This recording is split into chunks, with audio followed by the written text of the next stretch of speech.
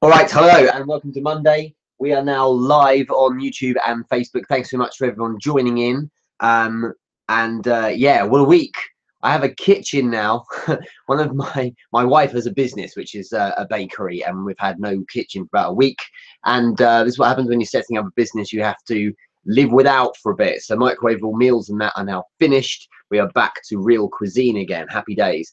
Thanks everyone for joining on YouTube. Thanks everyone for joining on Facebook. And yeah, there's a load of questions here that have come through to answer. So this will probably be yeah, good half hour, I suppose, answering these ones. Some interesting ones today. I've been asked a bit about cryptocurrency, asked about things like reigniting interest on part of customers when you've kind of maybe lost them a bit, and things about when I was beginning with my business, mistakes I'd made rather, and any that I now regret. So yeah, that should be interesting. So I've kind of just printed them off. Let's see what I come up with. First question comes from Daniel Nunes. Thanks so much, Daniel, for asking. And he says, Richard, what's your opinion on Bitcoin and cryptocurrencies? Is there anything we should be mindful of? Well, what a question.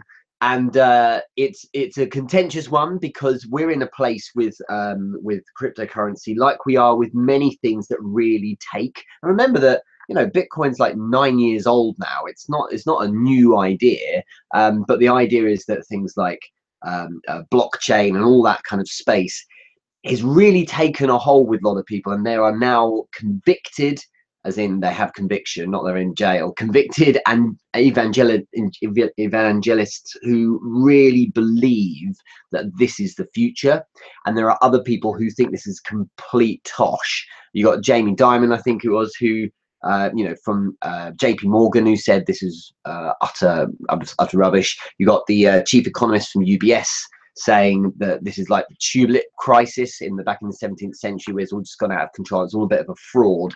So it's difficult to navigate when you get opposing, you know, kind of feelings like that. But one thing's for sure, it's very hyped right now and in the news. So my view, and let's be really clear, I do own cryptocurrency. I do trade in them. I'm not going to share what I personally do with my trading or my personal strategies for that here, because this isn't where I do it. However, my view is that it's a wonderful idea. Will it be around for some time? Yes, it will. Anurag, thanks so much for joining in. I really strongly feel, I mean, look at Bitcoin now, it's going crazy. Was it $7,500 now it is for a single Bitcoin? My vibe is that, as with anything that is new and takes and gets a great vibe, I mean, you could call it a viral thing, really. Everyone's really jumping all over it, that who is keen on that kind of space.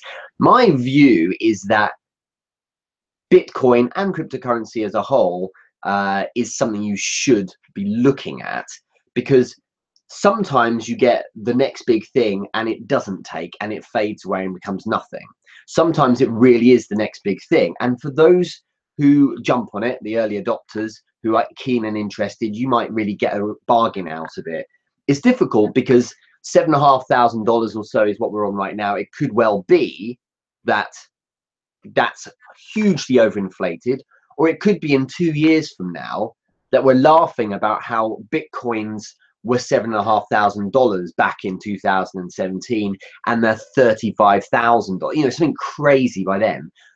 What do I genuinely personally feel? I feel that, like with anything with hype, there has to be corrections in the future.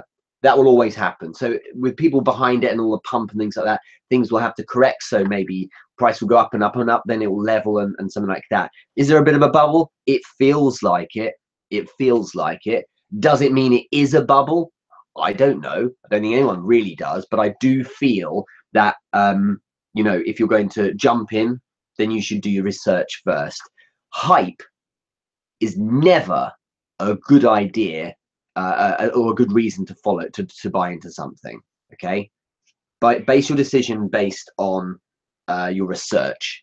Having said that, hype is valuable when it comes to building a decision. And the reason why I'm saying this is because if you understand the world of hype, you get that for every purchase or trade of Bitcoin, for instance, that is based on intelligence and reasoning, there is also going to be purchasing of Bitcoin based on people falling for hype.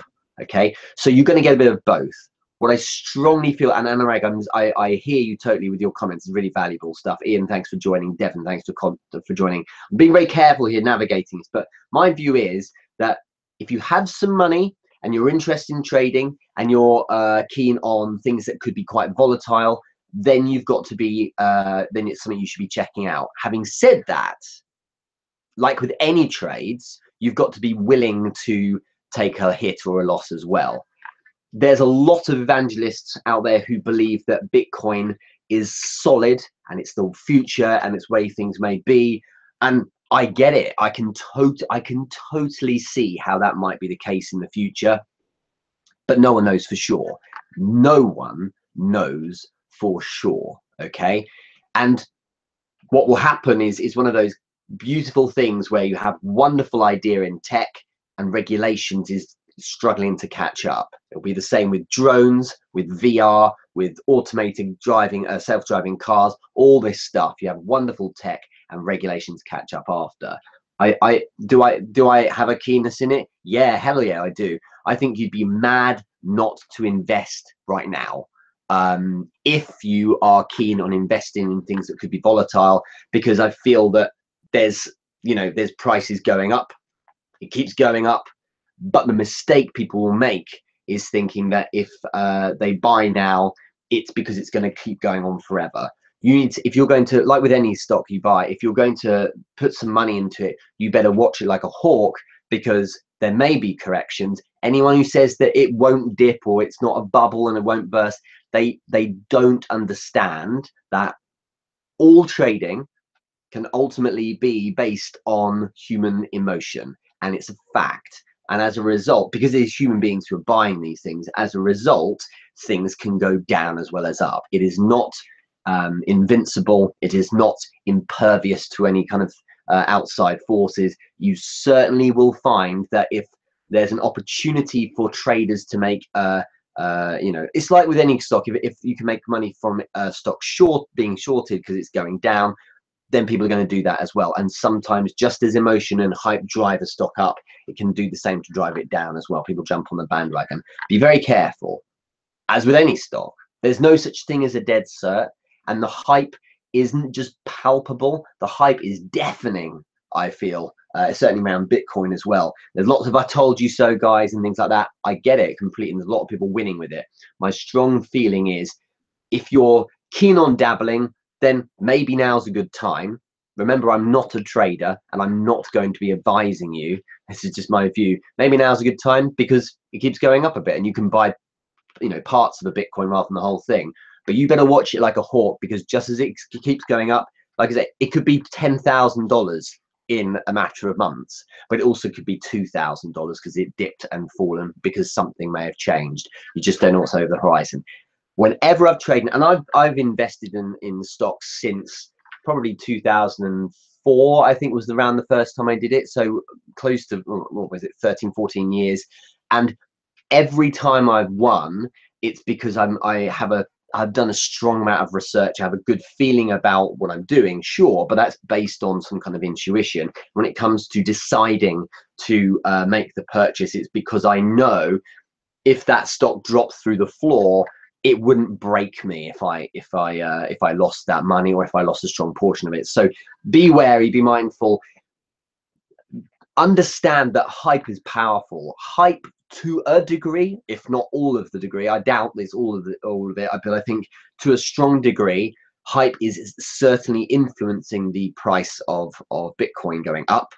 Okay, and especially it's surging at the rate it is.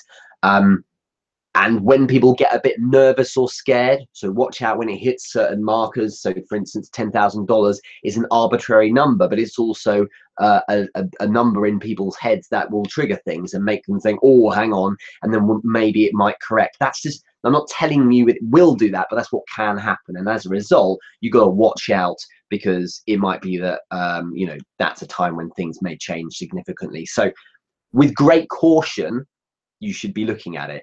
It's a great question, Daniel. I wish I could talk a bit more of it. I think in terms of being mindful, be mindful of yourself and how, you know, deep down, if you're the kind of person who's heavily influenced by hype. Some marketers, for instance, are great at getting you to buy their stuff because they are great at bringing up hype, but the product is worth nothing. Bitcoin is certainly being carried to a degree by hype, but there may be something in it, and it could well be in 50 years from now we're laughing at the idea of paper money because it's all crypto. So anyone who is backing cryptocurrency will tell you to their blue in the face that it is the thing, but of course it's because they're bought in. So you've got to try and be reasoned with everything. My thoughts on investing in Bitcoins now, said Vinu, as asked Vinu, is look, you just don't know how it will go.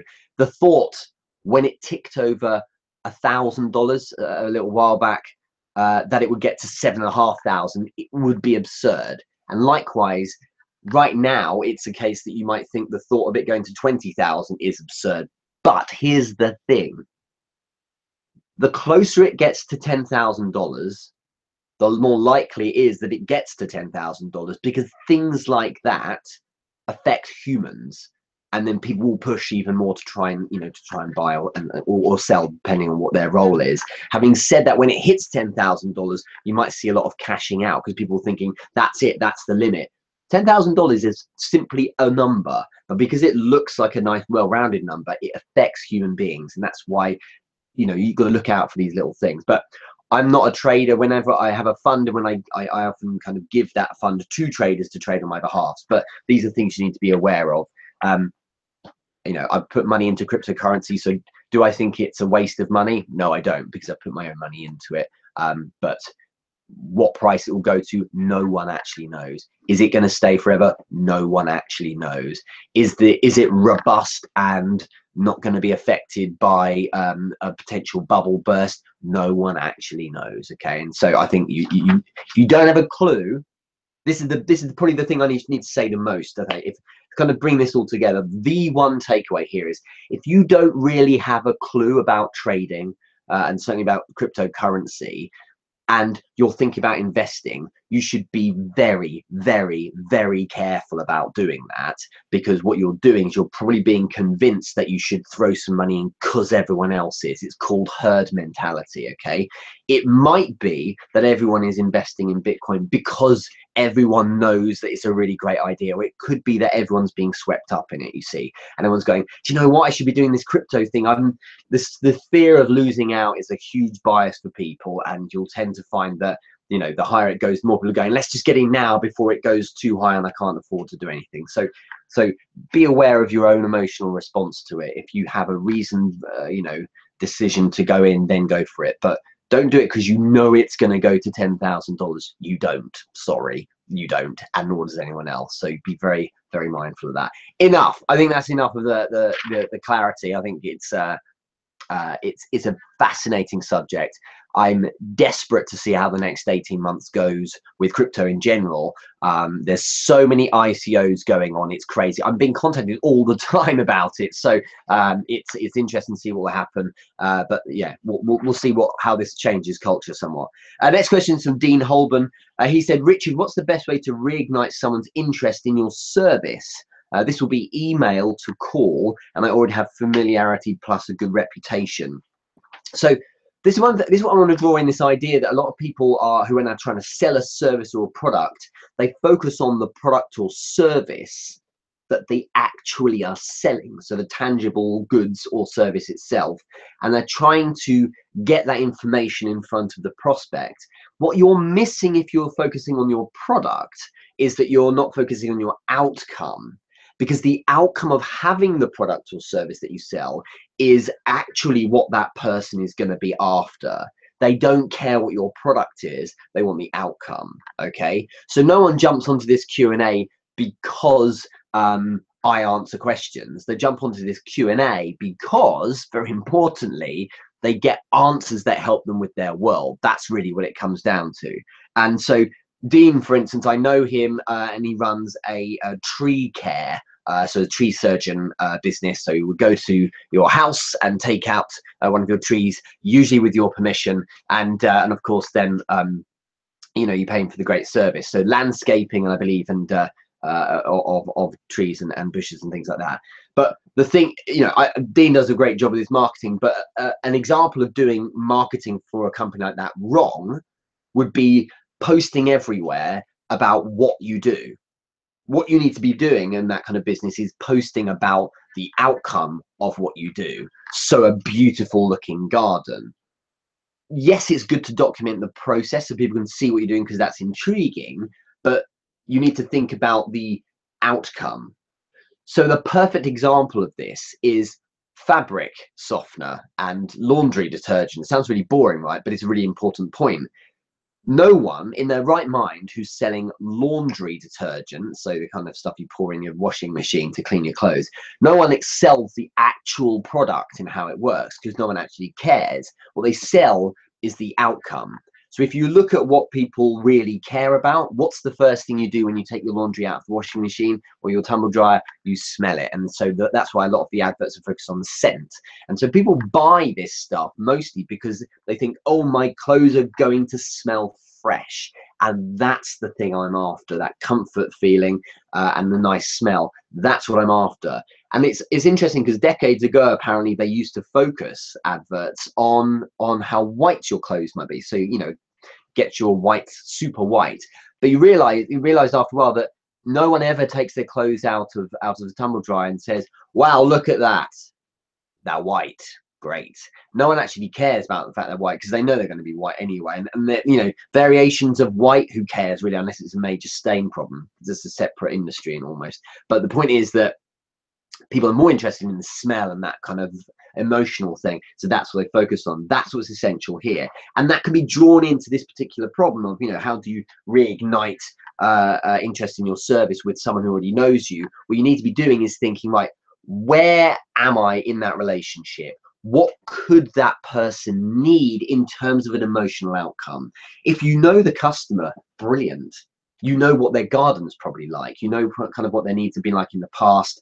You know, maybe do a survey or something like that. You know if that person hasn't got much money or time and needs therefore, you know, convenience or something like that. You know if that person, you know what that person's like, if they're very proud of their garden or if they're just doing the basics, they need to get it all cleared up. And then you can tune or map back your message to that. Because the point is, you say to yourself, right, how do I reignite their interest? I reignite their interest by making myself interesting, and that comes from talking about the outcome that prospect's going to want. It's the same with anything. The mistake is talking about what you do. So a great example the other day as well, I was listening in to a recording of a phone call between a client of mine and their client. Now their client was a content marketing manager, so this person looks after content marketing. It's their world. And then my client was selling them a content marketing platform.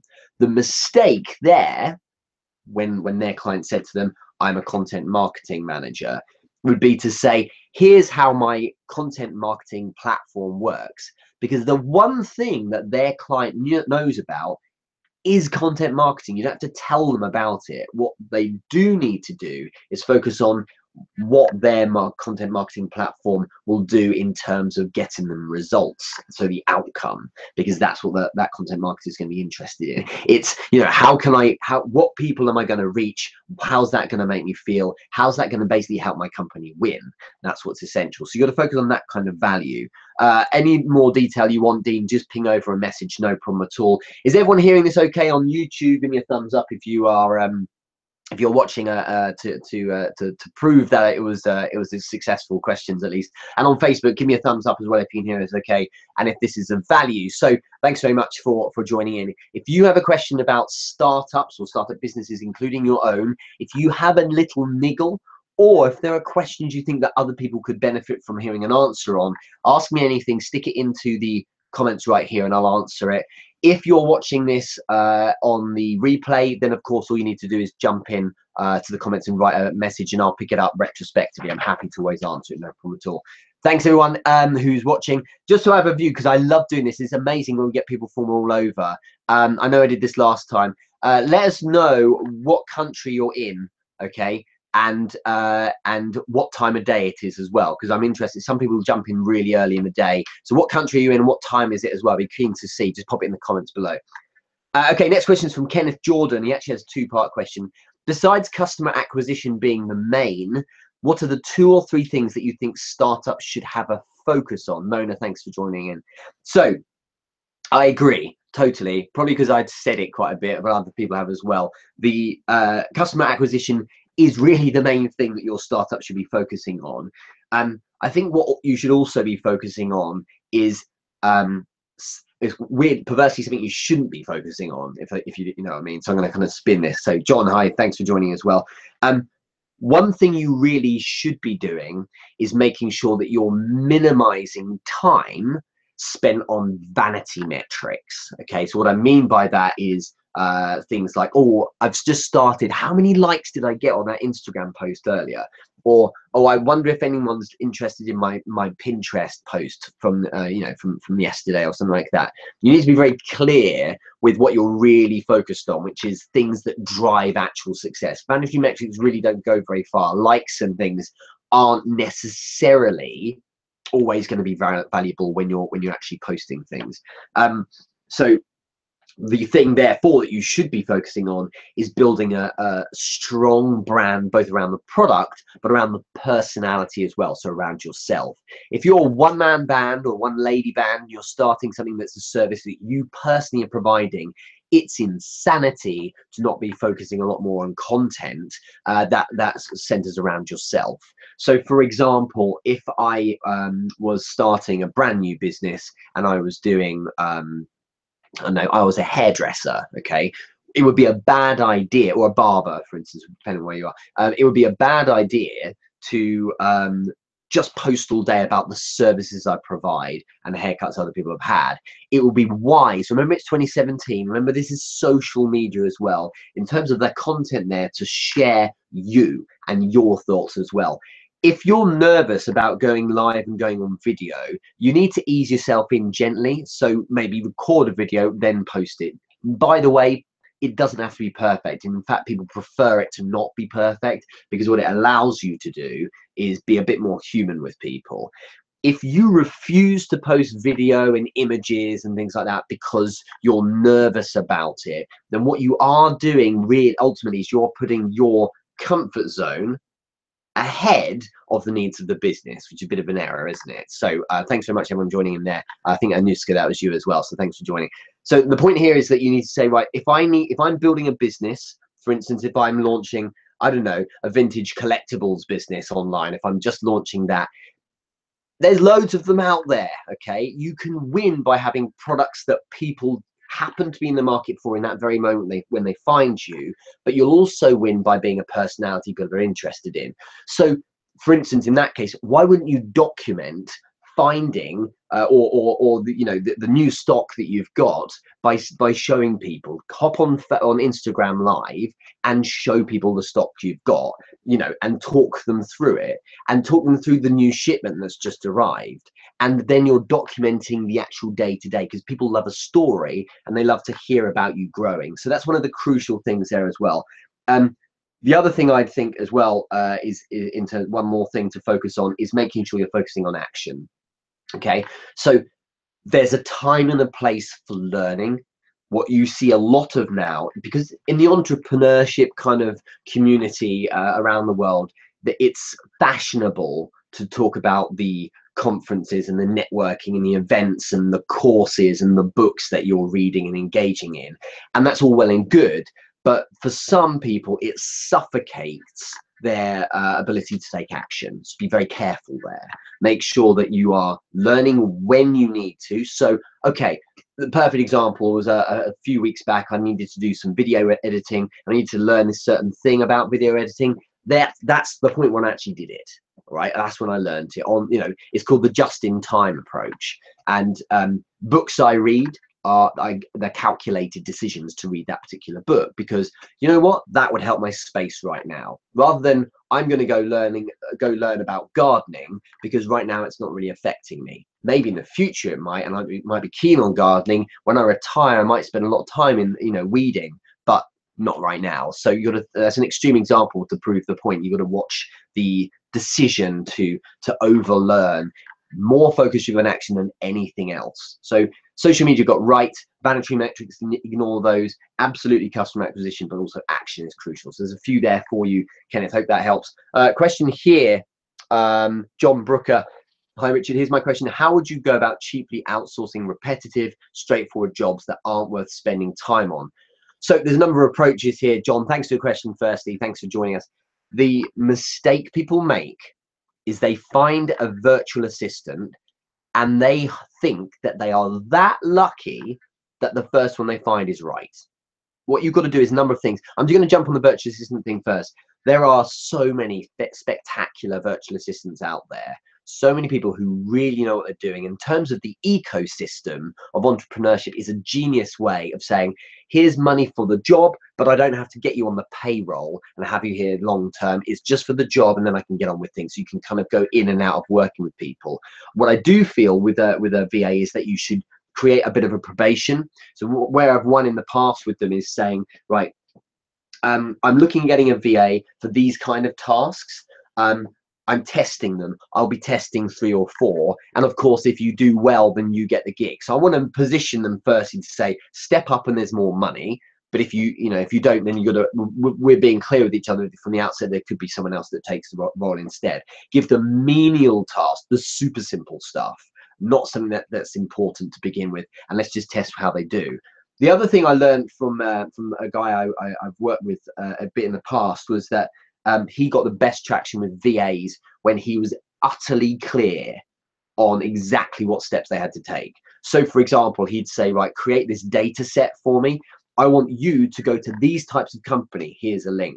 Find these types of people. Here's a link as an example. And find A, B, and C pieces of information from them.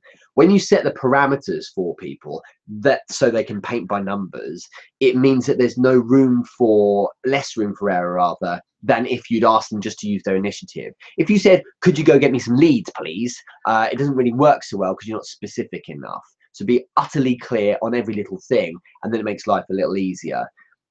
VAs are notoriously tight at times on doing more work than they need to. So but also they are often there's some bad stories about people taking more time than they need and then billing you for it.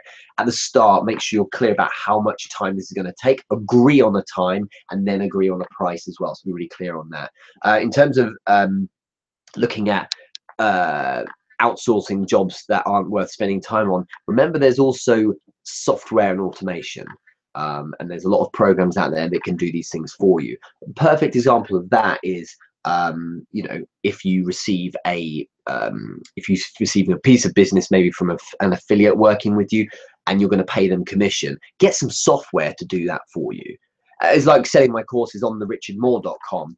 If I manually receive direct messages from people saying I'd like to buy the course please, and then I say okay, give me your email address, then I send them a PayPal link or something, or a Stripe link, and then when I receive the money and I've checked that, I then set them manually up an email and send it out and then set them up on the back end of the course. It's ridiculous how much time that takes. So I don't need a person to do that for me. I need a piece of software to automate it, and that's what I've done. So theoretically, someone could go onto my site right now, onto the richardmoore.com, click on Monetize You, which is the best-selling course we now have, and spend the $97, get the course, receive the login, and then they're there. And the first I hear about it is that on my phone it says you just received someone signed up and here's the details. And that's far better because you're not paying a person, you're paying a piece of software which is far more efficient, effective, never sleeps, and of course doesn't cost nearly as much. So think on that. Look first at software. Can something do it for you that's all going to fully automate things? So hopefully that helps. John, more questions here. EM still learning, is balancing daily. I get it, completely agree. Adam, thanks so much for your question. Yeah, maybe in the future I might get a crypto expert to come on live with me. Like I said at the very top of this, it's not my space in the sense that I lean into being a crypto guy. I do feel though that it's something that shouldn't be ignored. If it's scary for you, it's the same with mobile phones 20 years ago. If it's like, oh, I can't keep up with this, man, I need to learn this, well then you know, you potentially are being a bit of a dinosaur, it's worth not investing necessarily, but it is worth understanding what's going on there. Because like with television, like with the internet, you know, I wasn't born for the TV revolution, but with internet, I lived through. I was a teenager as this all kicked off, and mobile phones as well. I went through mobile, I went through internet, I went through convergence and all that kind of stuff. And what's clear is that if you're a particular mindset that embraces things like that, you go play with it. And you know, like mini discs in 2000, like was it 1995 or 6, I think it was, they got a mini disc player, and it was like, let's buy the mini disc deck for my stereo, okay, and let's play with it and see how it works. And then it died because it was killed by MP3s. But you know, it was one of those things where it's like, don't get left behind. I'm not saying you have to buy into it, but you should check this stuff out. It's funny. It's the same as people who are on social media, but they don't do the latest social media thing. So maybe a great example is Instagram stories. There's a lot of people who are on Instagram, but they don't do Instagram stories because, oh, it's another thing to learn about. Well, you're going to get left behind otherwise. So I think it's the same principle with crypto. Understand a bit about it because you should, because you might miss a trick. Or you might learn about it and go, do you know what? I actually should do something there, and I feel I can see the way I could, and then you jump in on it. So, John, you've just asked another question there.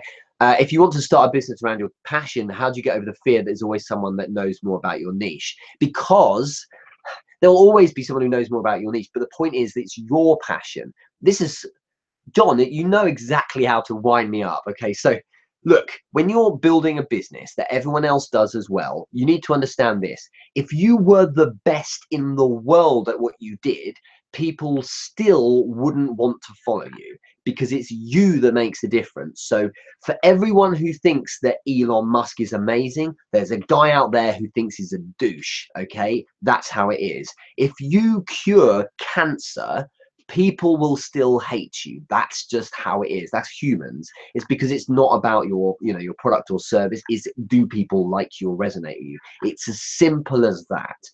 So what this means is if you're starting a business around your passion and there's other people doing the same things as you, recognize that you're never going to get everyone to love you. Build your tribe, focus on that. Isabella, thanks for joining. Build the tribe, focus on the people who are keen on you. Be you, document you, share stuff every single day on you. And when people get to like you and that you kind of build that hub of people who are bought into you, of course they'll buy your product. You may be therefore selling to people a product that is inferior to something they could buy elsewhere, but it doesn't matter. They're buying your product because they're bought into you. They're part of your tribe. They're following you. They're your disciples, whatever term you want to say. The point there is that the people who really win are the ones who are able to do great marketing and come across in an authentic way, but one that resonates with their market and penetrates into that audience enough that the audience actually finds them. Because there are people out there who are arguably the best person in the world at social media, right? But no one knows about them because their marketing is crap. What irony behind that example. But the point is that if you're able to distribute yourself and reach the potential tribe that would like you and would resonate with you, then people will love you. Simple as that. There's always enough customers to go around. So don't worry about the fact there will be other people out there doing what you do. You could sell identical products to the guy standing next to you, and people will buy you over them. And they might have more experience, a cheaper product, and you know, it might be slightly better. They'll still buy you if they like you. For everyone who thinks you're great, there'll be someone who just thinks you're a bit of an idiot. You know, look at me. I'm walking around doing Instagram videos of myself during the day. I'm shooting a video of myself every week for like an hour. I stare at myself and, you know, answer your questions, things like that. There are going to be plenty of people who listen to this. Is the most flattering thing that I'm almost at episode 70 now of this. And so like hundreds of people view it every week. And at the same time, there will be people out there who go, what an idiot. Look at that douche sitting there with his camera in front of you. Why doesn't he do something else? And that's just how it is. Get over it, because it doesn't matter how great you are ironically, it doesn't matter how crap you are. Some people will still like you. And that's what matters. So go do it. Just get on with it. Don't worry about the followers. Don't worry about the fact that people might think other people are better. Just do your thing. Head down, focus on building your product, getting it out to people in the right way, and then the rest will take care of itself. Okay. Let me just check out any more questions there, but hopefully that helps answer it, John. There are various courses being opted by crypto MLM. It's really a craze. Yeah, Vanu, you may well be. And for everything that's legit, there are always going to be people who who jump all over, for example, crypto, and then they'll peddle crap as well, because it's about people. I mean, a perfect example right there is the internet information consulting kind of craze. You get people who are A1 at building social media businesses, and they sell courses on it. And because they're good at their marketing, loads of people buy them. And because that becomes then a craze, you get a few people who are crap at it, but they still sell courses on how to do social media because they're doing a me too. And they're thinking, while it's hot, why don't I jump on it and sell a course, because I can still make a bit of cash. There'll always be some people who sell things just to kind of cash in on a craze. So that will be the same with crypto, but it's the same with everything else as well. Thanks a lot, John, and thanks a lot, Isabella. That's really helpful. Thumbs up, everyone, if this is making sense, if you're liking that. Some good questions so far. Thanks so much. And Shala, thanks so much for your joining, and Brian Holt for joining as well. Gosh, you guys are all over it today. Thanks a lot. I wanted just to ask, I asked a bit earlier as well, could you post where you are, so what country, and also the time of day? It's keen to see. Some people here, it's literally they're jumping out of bed and watching this on a Monday morning. It's amazing to see that. So thanks very much. By the way, before I go on to the next question, if you haven't been yet to therichardmoore.com, please jump in there, because I asked so many people and I got great feedback on it. There is now a podcast. It's been out for several weeks now, so you can download or listen directly through SoundCloud if your data allows, on your mobile, to the Q&As each week. So after like a day, it's usually inside a day that they're live, and you can listen to the podcast on your phone. Brian, thank you very much. 7:30 a.m. in Texas. My thoughts go out to the sad news about the murders. It's really bad news. So I hope everyone's well and safe where you are, at least. Thanks so much for joining in. Vanu, Jamaica, 8:36.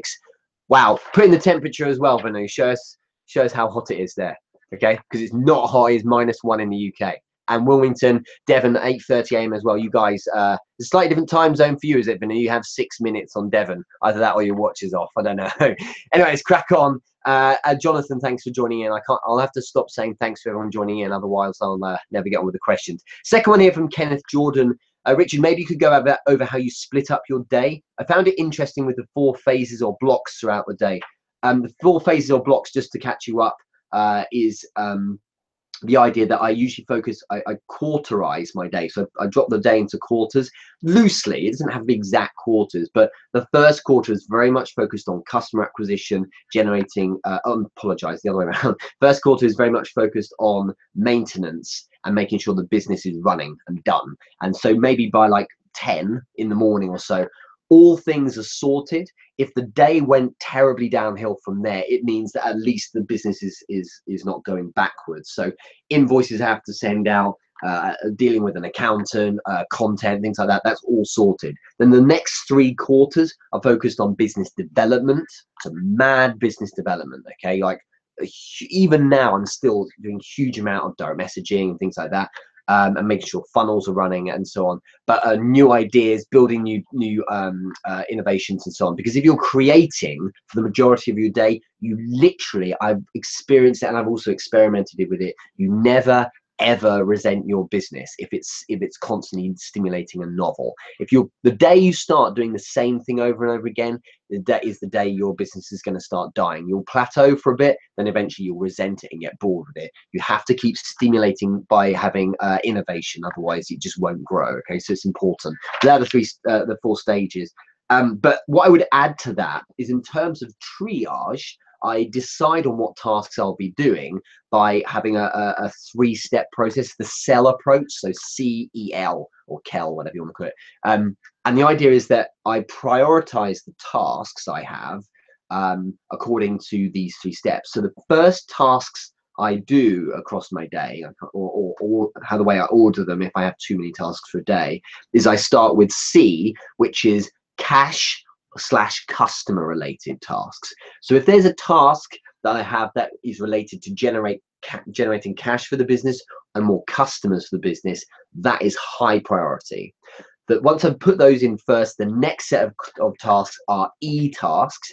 E is essential tasks. So if something is essential, as in it, it's like this has to be done today, that comes next. So you can see even essential tasks, unless it's like hair is on fire kind of tasks, they actually are superseded by customer acquisition tasks, because rarely has an essential task been more important than one where I can generate a new customer. So always cash is king in the sense of generating new customers, and thereafter it's the essential ones. It's like, that carried over from yesterday needs to be nailed today. And then the third set is L, which is lines of work and lines of focus. If you type Richard Moore lines of work into YouTube, you'll see the video I did on a couple of years ago. But the idea of that is that you understand deeply what your line of work is, so what you actually do. So if someone says, what is it you do, you get a clear, like a one sentence statement of that. So it's line of work, and once you understand that, you can apply it to the task. Is this along my lines of work? Is it related to me? If it's read a book on, Spanish cuisine, and I'm working in cryptocurrency, well, I may want to read that book on Spanish cuisine for a hobby, but if it doesn't relate to my line of work and line of focus, what I'm doing right now, I will ignore it, okay? And that will come later. So it's cash and customers, then essential tasks, and then lines of work. And if there's anything left over and I manage to finish all the CE and L tasks, then I add those afterwards, okay? Because that way stuff gets done in the right kind of order. The additional thing I'd say is, just really quickly, the concept of a to-do list. I've talked about this in the past, but instead of having a to-do list, it's wiser to have a when to-do list. So instead of saying, writing a list of the things I've just described, I would then put a time next to it as well. So 8:39, do X. 8:45, do Y. 9:10, do this. 9:30, do that. That way you kind of focus on you actually watching the clock and making sure you're nailing the tasks by then. And it's very powerful, because it does mean you focus a bit more on the kind of the accountability that comes with having a plan set out. So it's really worth trying. And if you haven't before, I think you should. So when to do list, not just a to-do list. So they're my keys to consistency as well, Ian. Shala, thanks so much for your comment. Absolutely, the line of work is very important to focus on the direction. Completely agree. So it's about keeping your signal pure during the day. And I focus on the things that really matter, and other things don't matter as much. But that when to do list, DM me if it doesn't really make sense otherwise, but otherwise thumbs up if it makes sense. That when to do list is a fantastic way of making sure that you're on point all the time. So at 11:35 on a Tuesday morning, are you still on point and working hard and consistently being efficient? That's the way to do it. Okay, so it makes you very effective. One more question here. Let's answer this one from Ian Tisker. What steps as a beginner do you now regret? What steps as a beginner do I regret? I think I possibly regret not going fast enough with some of my businesses. No matter how fast you go, when you look back, you think I could have gone a bit faster. I think thinking bigger, could have thought bigger as well. No matter, and I think big, honestly, but no matter how big you think, it's like could always do more. And it's only usually with perspective that you realize this. And I think many years ago, you kind of had started organically, and the moment I did something like jump on a plane and fly somewhere and see a customer and then do a presentation, I came back and was like, okay, well that really wasn't that big a deal, and that really made a massive impact on me. One thing I definitely would say, one step, is that I didn't price myself quite as much as what I was worth. And I remember when the penny dropped was some time ago now, when I made quite a while back. At the time, I changed my day rate to £1,000, or just over £1,000, so about £1,300 for a customer to go and see them. And I've since then have a renewed perspective, and I charge a bit more now, because it's a lot of your time if you're going to give someone a day of your whole week. When I decided to do that, it was very much like, are people really going to pay this? And when they did, and they're like, oh my God, you're worth every penny, you think, really, I should have been doing this a long time ago. So the fear based on, it wasn't really fear, but I kind of, part of me thought, I don't know if I'm worth that to people. Are they going to pay it? Just do it, and you'd be surprised. People are like, actually, yeah, no, that's no problem at all. So having that is very important. I'll phrase, which business niches might you invest in? Let me see what your question is. What sort of business ventures interest you for investments? It says Isabella. So I'm going to firstly, I hope that answers your question there, Ian. Isabella, great question here. So what sort of business ventures interest your investments? It's about the person. If I'm interested in the person, that's the major thing that starts me off. I want to have a guy I trust, someone I've met, but not always, and someone who has a proven track record and can say, here's why this investment's going to be really worth it for you. Having said that, I do like, this, it's not like I have particular types of business I work in, because I've invested in everything from event design all the way through to recruitment, and it's often because of the person and the idea.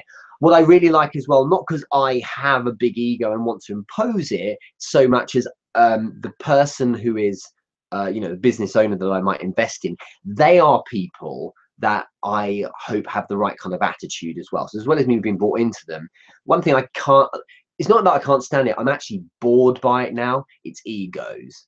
I'm so bored by people thinking they're the big man or the big girl and they know what they're doing, and they don't need help here and there. And it's like, I'm not going to invest in you at all if you think you're a big shot, because no matter how big you are, it's just like, it's just boring, that kind of attitude, and actually it blinkers you a lot. So if you think you're the big swinging dick, as they call it, you need to watch it, because you tend to find out you fall in the end. So too much attitude or overconfidence is a huge mistake, and I don't have time for it. So humility is great, because humility is where gets you in the place where you're like, I'm the underdog, I'm going to win this. And I love it when people are on the climb. I love it when people have something to prove, usually to themselves, and they're the people I really like to back.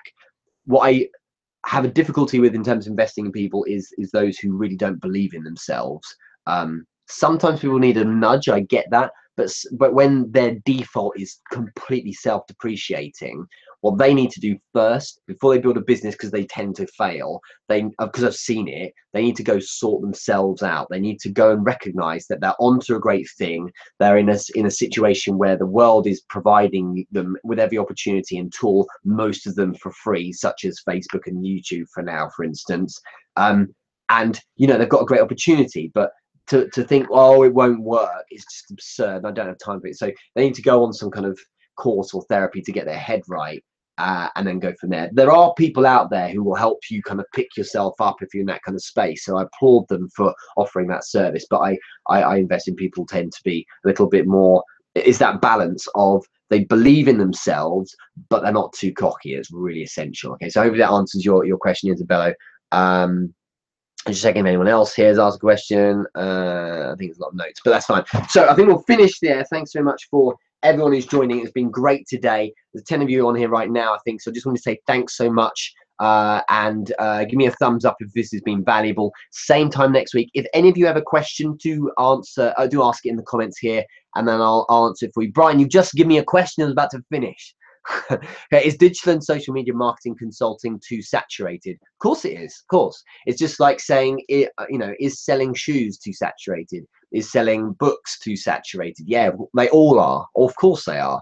But there's nothing wrong with doing it. I would suggest, if you want to do it and you're good at it and you're passionate and you've got something to offer, you should start, because there's probably going to be within a week 100 people who are not nearly as good as you, or probably many more. In fact, the point I'm trying to make is that there'll always be people who love you, always people who are really impressed with you, and always people who are like, this guy Brian actually knows what he's talking about.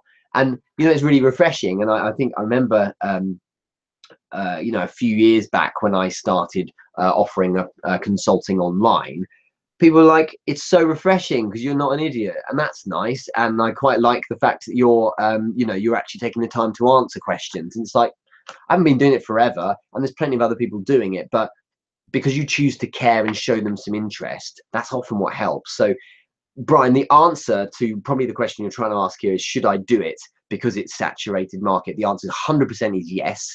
If you're good, you'll deserve to get the wins. And what will happen is all the people who have saturated that market already, they're all out there, okay?